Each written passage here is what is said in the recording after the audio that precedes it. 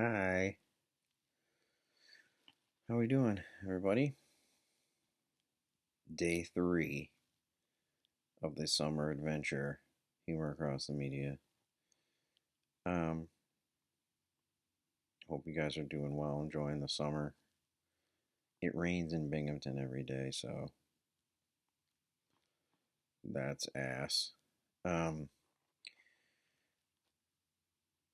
Bo Burnham, inside. Thanks for your comments. I know the first one's the hardest one. Everyone's like, "What do I say? Should I? I don't want to say something wrong," and everybody's kind of tentative, but you guys kind of broke through a little bit. You'll get the feel and the rhythm of it as we go. Um, Thanks for those of you who did comment. It gives me some stuff to talk about in addition to what I want to talk about as well. So, and that's education, I think. So, um, yeah, it, this video, this film, movie, whatever you want to call it, special, it's a lot to take in. It's almost too much to talk about in just a little video, but um, I'll try to hone in on kind of what it means to the course in general, just like the whole ethos of the course, um, and incorporate some of the things that you guys were talking about too. I'll start with, um, let's see, I have a bunch of comments here.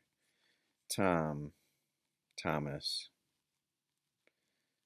you can let me know if you don't want to be called Tom. But you were the first comment, and you brought up this idea of, is it comedy? Right? Um, yeah. Does it need to be funny to be considered comedy?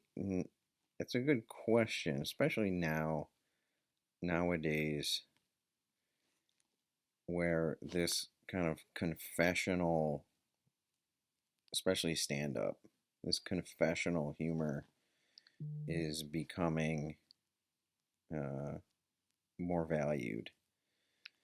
Um, if you think about specifically stand up, but other areas too, you think about this special is super introspective and reflective and honest and raw and all those things, and sometimes not funny. Um, and Hannah Gadsby's Nanette sort of kicked off this movement to some extent. Tig Notaro's Cancer set.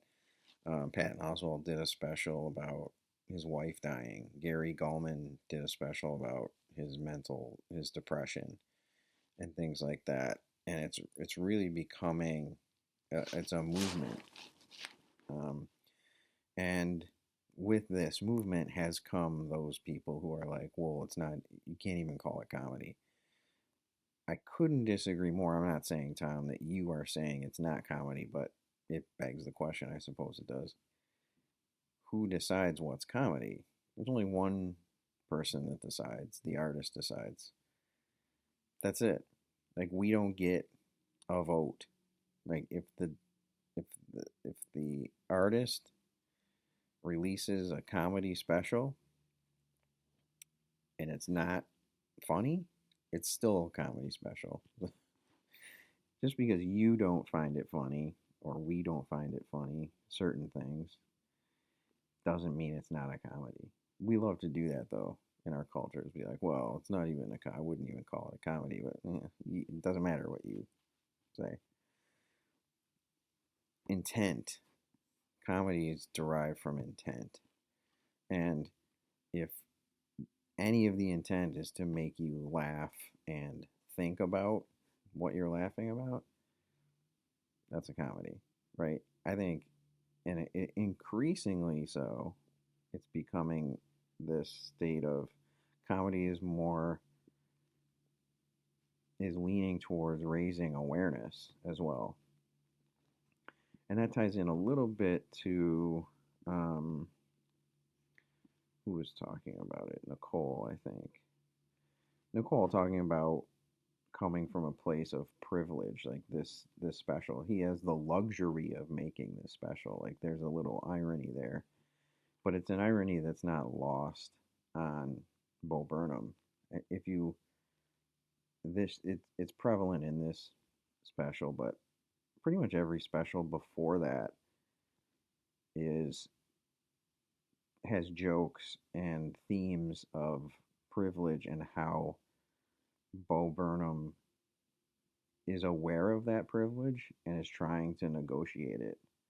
You know, there are songs and bits in this special, plenty of them, where he acknowledges his privilege. And he's like, what do I do with that? Right? How do I, um, how do I mean, you can't eliminate it, but how do I sort of force it aside and try to be an advocate, try to be an ally, try to, you know, and he says, right, in the song, maybe I should shut the fuck up too, right? So he's even conflicted about doing the special because, you know, this place of privilege that he clearly comes from, you know, he has the luxury to make this special. Um, but again, I think what separates Bo Burnham from a lot of other comedians is his self awareness and the fact that he's working through all this stuff, not necessarily. Um, how do I want to say this? Louis C.K. You guys are maybe you're familiar with him. He's a comedian who got in some trouble, but still he's a big comedian. And the comparison I usually use is Louis is an asshole who admits he's an asshole, and Bo Burnham is trying to figure like Louis' act is, listen, I'm this schlub, this asshole, and sort of owning it, and Bo Burnham is trying to figure out if he's an asshole, right? So he's constantly talking about the conflicts between money and art, right? This art that he is, you know, a purveyor of. He's constantly back and forth between corporate interests and corporate America and, you know, the credibility of art once you sort of mix the two. Um, he's constantly like the song Problematic from Inside is an interesting one. He's like, you know, I did a lot of stuff that when I was a kid that was pretty just vaguely shitty, but perfectly legal, right? Um, and apologizing for it. It's like trying to find his footing in this, but not asking for any sympathy, right? Because he realizes like he's a big part of the problem as a straight white male. He actually has a song, Straight White Male, from a previous special. So it's, I like, Nicole, that you brought that up. And I think it's perfect that you brought it up because I feel like more than anybody, Bo Burnham would agree with you. And that's part of what his comedy is about finding this place of, because yes, he's definitely privileged, but he wants to do something about it. You know, he doesn't want to just, you know, just sort of coast on that. Um, so that was an interesting comment. And I'll say this about Bo Burnham: if you go back and look at all of his stuff, and you should on your own time at some point. Like it's worth your while to watch. I mean, his first special he did when he was fucking 19 years old. So it's like, oh, 19. I remember showing it in class. It was like 10 years ago or something. And I'm like, oh, by the way, most of you are older than him. And everybody being like, wah, wah. Um, it's like, it's almost intimidating because right out of the gate, he completely dismantled the form of stand up. And most of his work in in this special too, this one, there's three others, um, is it's about exposing comedy for its shortcomings. He's like, I think every special is like, we can be doing more with this medium. And that's kind of ties into his song about, healing the world with comedy. Like, yeah, that's tongue in cheek. Obviously it's a little grandiose to think you can do that, although I've based my entire career on my entire job is making people believe that comedy can be this sort of vehicle for change. So Bo Burnham, all of his specials have that as a theme. Like comedy is the thing that can sort of facilitate this kind of change if we don't settle for less than what it is capable of, right?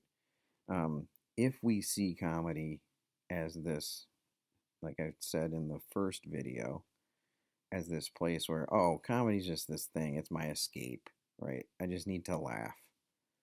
And it's a fleeting moment and has no resonance, and I don't think about it, and it's not about something bigger, there's nothing at stake. If we look at comedy that way, and we all have been conditioned to see comedy as this escape or this sort of frivolous activity. Um, if we see it that way, yeah, you're gonna get out what you put in, kind of thing.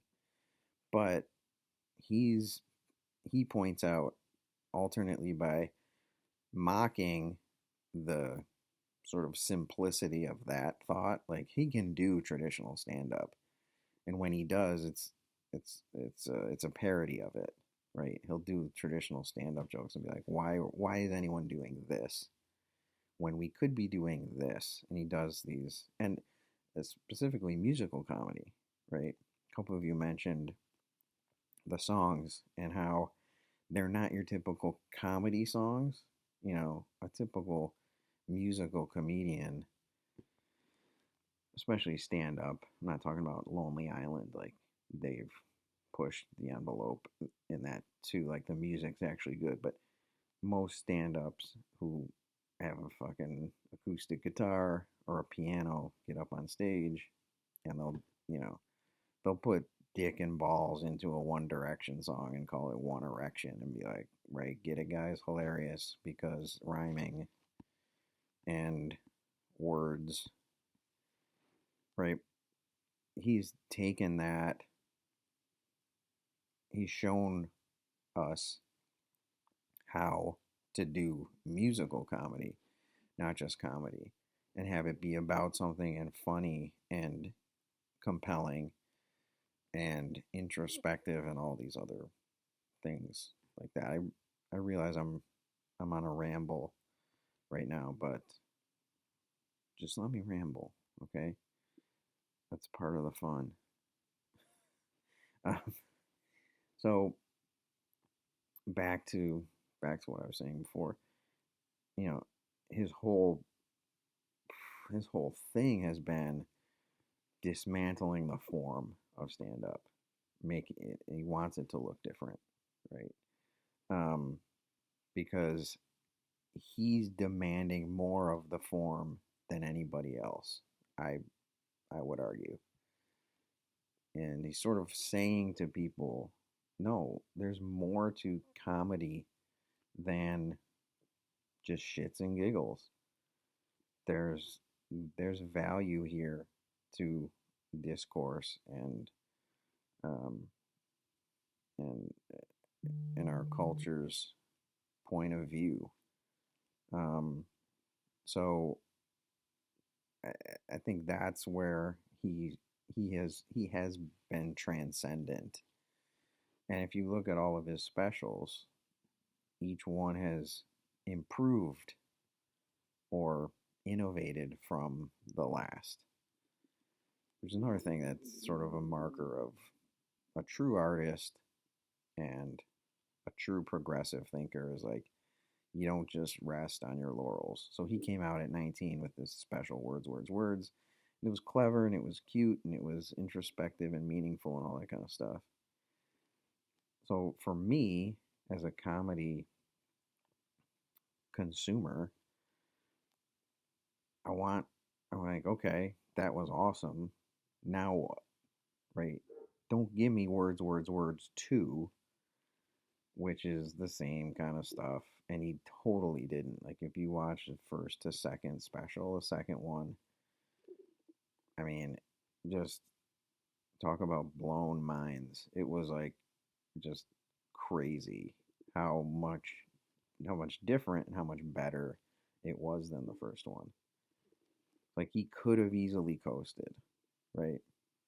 He chose to take this opportunity and his use his privilege, I guess, to try to sort of move the needle.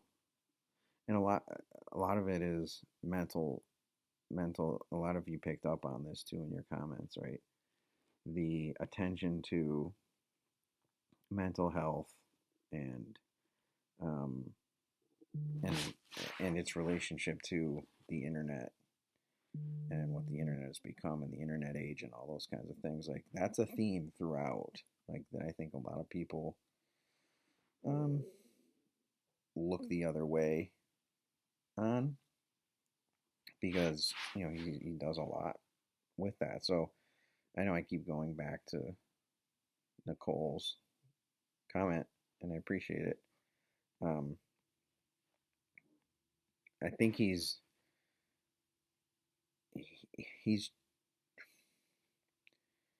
playing. He's trying to play the privilege card uh,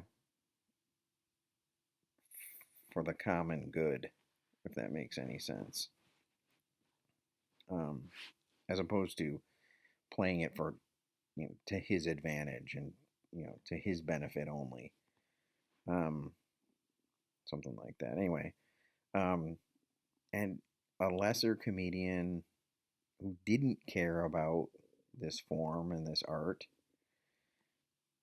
I mean, could have just fallen into being like, why, yeah, like being a Kevin Hart or a Gabriel Iglesias, or it's a one trick pony who's just like, oh, I'm the fat guy, so I have a couple catchphrases, I can roll them out, you know, 4 or 5 times in my show and get a bunch of laughs and sell out theaters and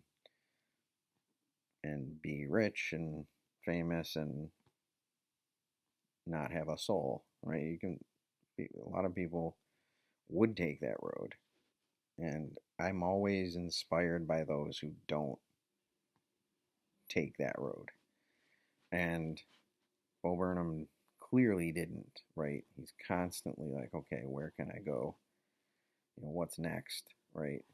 Um, how do we build on these ideas? How do we build on this and really make it something to laugh at and something to think about? Which again, back to my one of my credos. Uh, let's both entertain and enlighten um, these audiences. Um, I like that some of you mentioned the production side of this um, and the parody aspects of it. Song Yun mentioned and just the production of it it's beyond my scope. I'm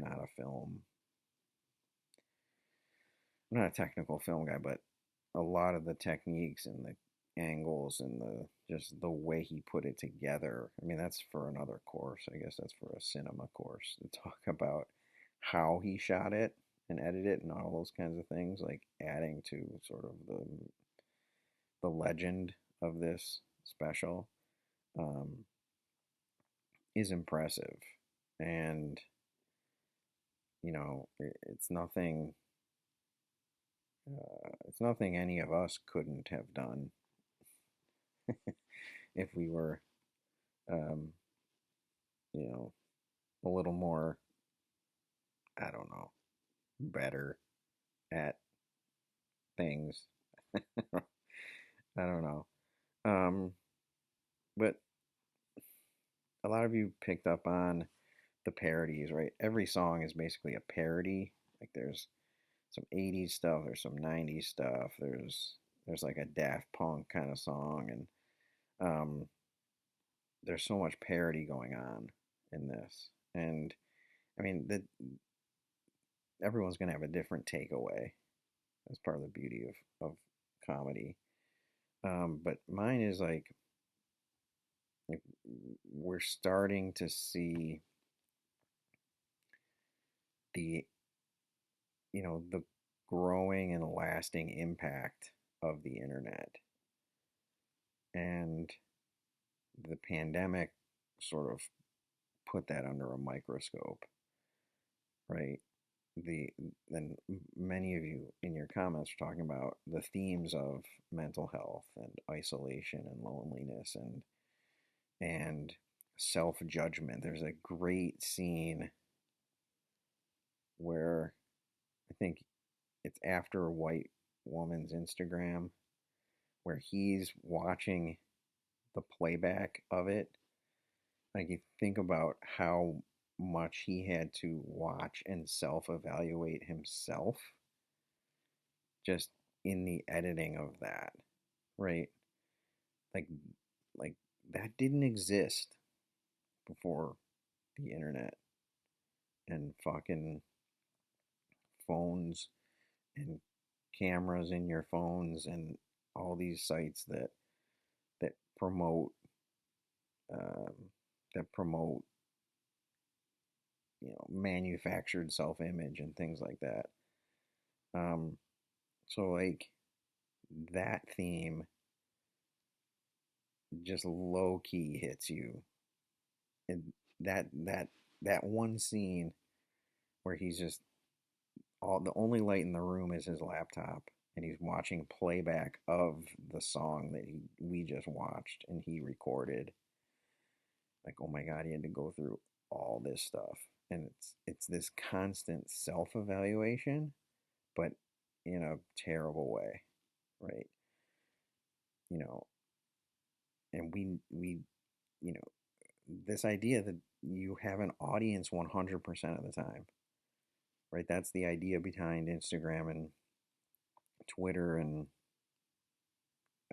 TikTok and Snapchat and all this stuff, is that you are you have an audience 100% of the time, and humans are not built for that. Right?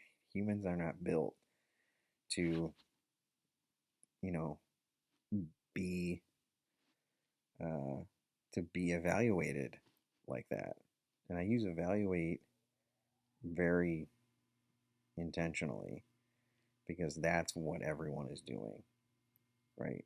Judging you based on whatever they see on your Instagram, your Facebook, or Twitter, or whatever social media it is. So, and then you roll that into the probably the biggest song of the whole thing. Welcome to the internet, right? Are you interested in everything all of the time? Um, Boredom is a crime. Apathy is a tragedy, and boredom is a crime. Like, that song is a great song, and it's like you know, I think the perils of this, like, and it's your generation, you guys grew up with it. Like, I know a world without any of it. Um, you guys grew up in it, and you know, I think there has to be a correlation between the mental health issues that are sort of the epidemic of mental health that has swept our country, and the fact that, you know,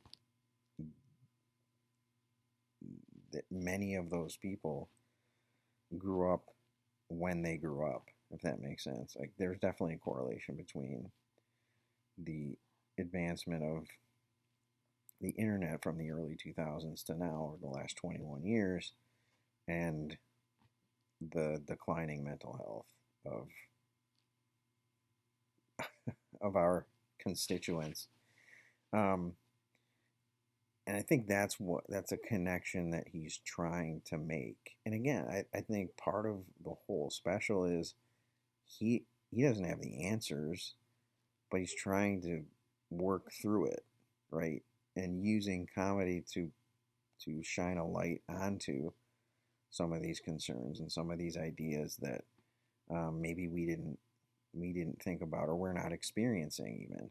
Like someone said, a bunch of you were commenting on, oh, I like it was really relatable.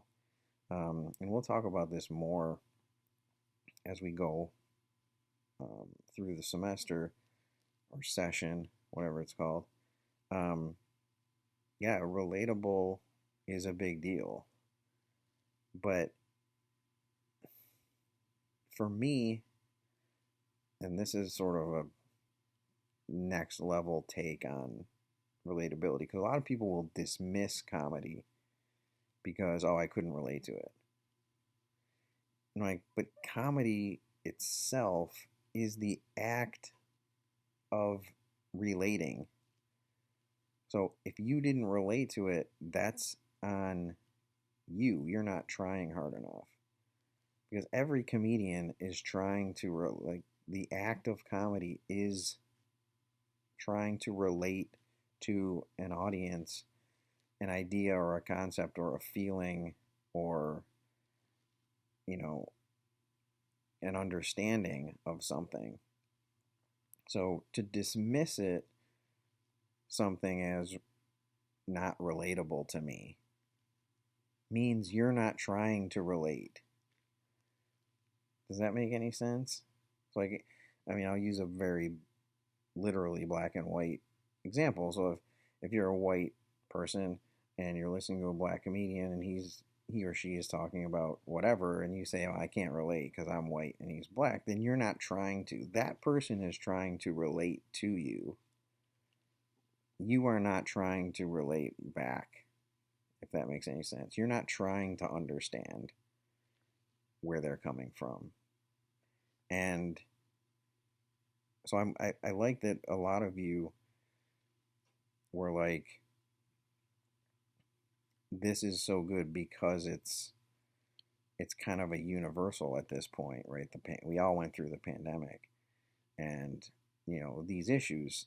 It has a lot. It has a lot of connections to sounds you grew up with, right? Different music parodies and things like that, and tropes, internet tropes, right? He does the Twitch thing. He does the reaction video, like he does the Instagram song, he does FaceTime and mom. Like all this stuff is of your generation for the most part. And yeah, it's relatable. But for some people, and to some extent Nicole, right?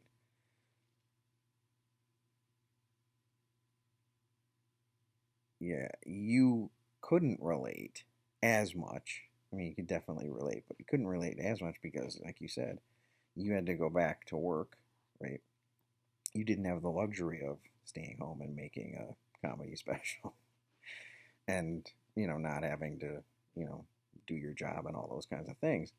Um, but I think Nicole, even you can relate to what he's saying. That's because you sought to relate, if that makes any sense. a lot of relatability is on the audience. We can't just immediately shut down because, oh, this person is different than me, or what they're saying I don't understand. Like, I think that's a default that our culture goes to too often and too quickly. It's like, well, I won't understand this.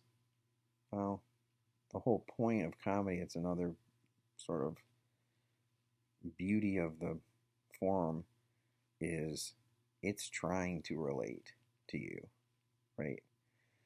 Like every joke, even the ones that are just silliness, are trying to relate a concept to you. Um, all right, great job for the first post. I know I was kind of all over the place, um, but a good start to the course. I don't want to give you guys too much. There'll be the next things coming up today for you to watch and comment on. So get to it.